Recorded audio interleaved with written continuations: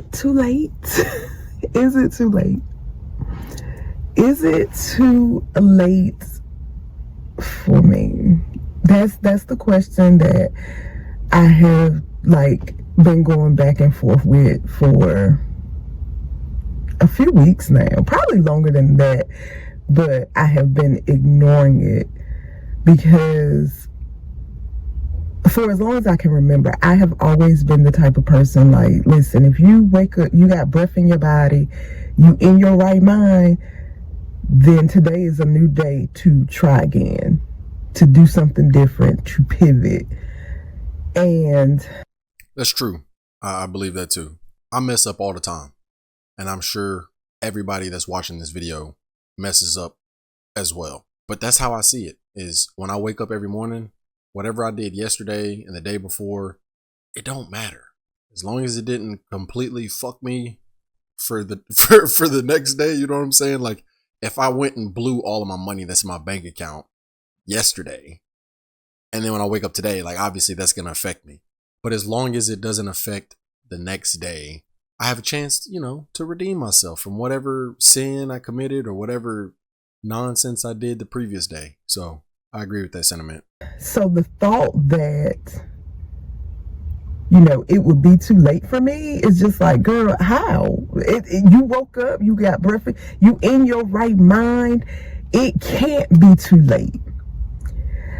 Yeah, at 45, soon to be 46, I'm just girl, is it too late to be out here trying to try again, to pivot, to move, to do something different? Because truth be told, your girl is tired. Whatever she's about to get into, because she's kind of beating around the bush, I want to know if she's going to start talking about not having children and being married and all of that. That's what I'm guessing this is going to be about. I have a hunch that's what this is about. At a certain age, before, let's say I'm in high school and I have in my mind, I want to be a professional football player or basketball player. Okay. Let's say I'm 18. I go through high school. I get into college. I get a partial scholarship playing on a team. I'm not the best, but I play. Then fast forward, my senior year comes around. I'm still not a star player. I'm still on the team, but I'm still not a star player. I've got no scouts to come look at me. I ain't heard from no agents saying that they want to draft me. None of that. Fast forward a little bit further. I graduate. I don't go to the league, but I'm going to the rec every weekend, still hooping, still living in my dream. Bro, there's a time before you even get to the point where you at the rec hooping that you should be thinking, this probably isn't going to happen for me. Let me formulate another plan. You should have been thinking about that probably freshman year in college, sophomore year in college. All right, I'm still not getting a lot of playtime. Let me focus more on my books so I can get this degree. So why wait until you're 45, 46? But let's see what she's talking about. Hey, yo, what the fuck? Hey, boy, ain't no fucking way, boy. They ask you how you are, you just have to say that you're fine when you're not really fine, but you just can't get into it because they would never understand. Publicly, I don't think I am the only person in this space, but I don't think people really share that, because I think more people want to see the highlights, we made it, this is how, even the people that I do see sharing it, they're sharing it from the perspective of this is where I was compared to this is where I am now, and I'm in such a better space now. But I haven't seen anybody really talk about it, share it from in the midst of it, baby, have I failed at 45? Like I said, soon to be 46, have I failed? And I think that comes from the fact that I have lived so many different versions of my life up until this point. I have lived and I have had the opportunity to experience so many different things. Hold up. Okay. She literally is beating around the bush so much so to where I have to just pause on screens like this to read and get some more information. So she's a college graduate, corporate baddie, author, traveler. That top right one, it says mom. I know it's just an M right now, but it's mom. So she does have children, or at least one kid. I'm not sure if she's married or not, but we'll get to that. I'm sure she'll talk about it more, and I'll chop up this video to where y'all don't have to wait as long as I did. And then there's also the part of doing this, and life still not going the way that you planned or the way that you envisioned, because I also have to ask myself, well, how did you get in this position? How did you get here? And it's definitely because a series of choices that I made, and some choices that were made for me, because I didn't make all the choices. Some of them, they were just like, nah, baby, this is what you got. But some of them are definitely choices that I made for myself, right? She was struggling. She was struggling with that accountability right there. She was struggling.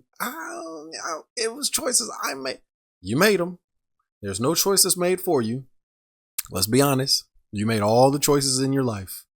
You made every single choice. Now, I get it. There's some certain circumstances that you have, but you still have a choice in those circumstances. But you make every single choice. There is no choice that is ever made for you. You might have very, very limited. There might be a certain situation to where you only have 2 choices versus another situation where you might have 8 choices. You still got a choice. Let's not do that. She was struggling with the accountability. It's almost like she had a fur ball stuck in her throat. And so here we are. I'm a 45-year-old, like I said, soon to be 46. I am an age gap mom. So I have a 23-year-old son and a 3-year-old son. So my 23-year-old will be 24 this year. My 3-year-old will be 4. So basically just starting motherhood all over.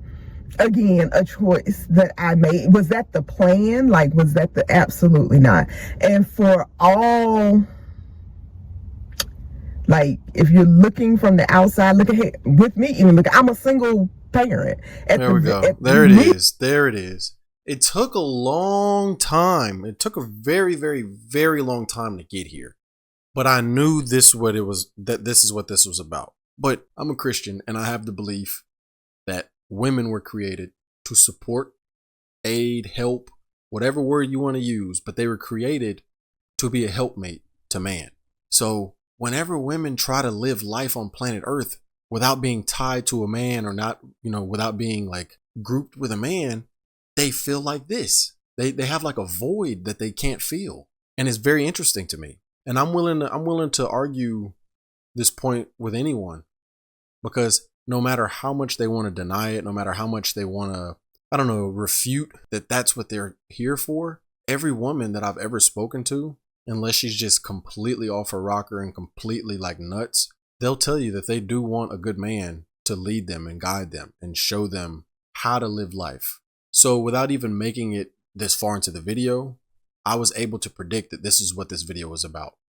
To be 100% honest with you, reading the title, Failing in My 40s, I immediately assumed that it would be somewhat tied to being married or unmarried, or something to deal with being a single mom, or I hate to say it, and there might be a few women in the comments that are going to be upset with me, but that's really what it comes down to, man, is like, y'all are supposed to assist us and help us. So when y'all are like falling into this trap of being boss babe, she called herself a corporate baddie on that screen that we stopped on. When y'all fall into that trap, this is what happens to y'all. She has children. I'm sure she loves her children. I'm sure her children are beautiful, and she's tried to instill good things in them. But even just having the family, the children isn't enough. She wants that marriage, man. She wants that connection with a man. He's the primary parent, but more a single parent. Like, Jordan and I live in our own apartment, so we live, it's not a 2-parent household per se. Now, is his dad yes, but I don't live in a 2-parent household, so technically Jordan doesn't live in a 2-parent household, so technically single parent, primary parent. Jordan is on the spectrum. He has therapy 3 days a week. I'm responsible for getting him to those therapies. I'm responsible for making sure he's where he's supposed to be. If something comes, and I don't know this for certain, so I'm not saying that this is the reason, because only God knows that this is the reason. And God, please don't let this happen to me. Please let me have healthy children. I'm not trying to put anything bad out there, but I'm just going to state a fact. She says that she has a 3-year-old.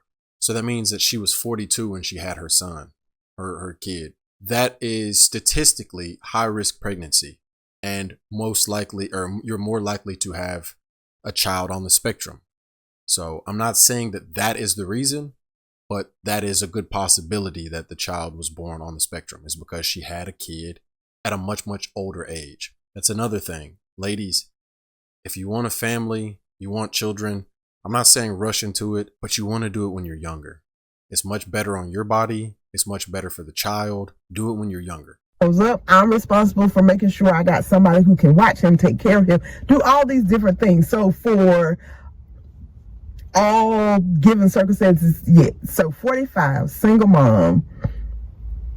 I live in an apartment. I really want a house.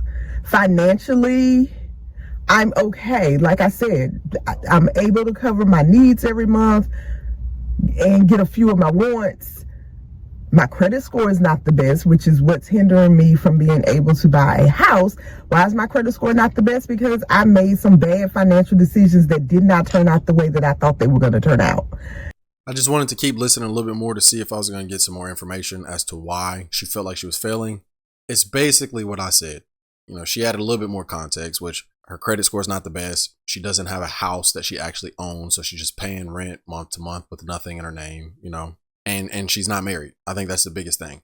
She's single, not married, and she's taking care of the kid mostly. Like I said, man, that's the biggest thing right there. When women fall into that trap of, oh, I'm gonna work and I'll focus on family and stuff later, you're doing yourself a huge disservice. No matter how much you want to deny it and how much you want to say like you don't need a man or you're not focused on a man or whatever, that's what you were created for, man. I'm gonna just be honest with you. That's what I truly believe. You were created to assist a man. So when you try to get away from that and you try to do your own thing, you're leading yourself to a path of destruction. But I'm gonna leave this video in the description box. So if you want to check out the entire thing, there's 6 minutes left.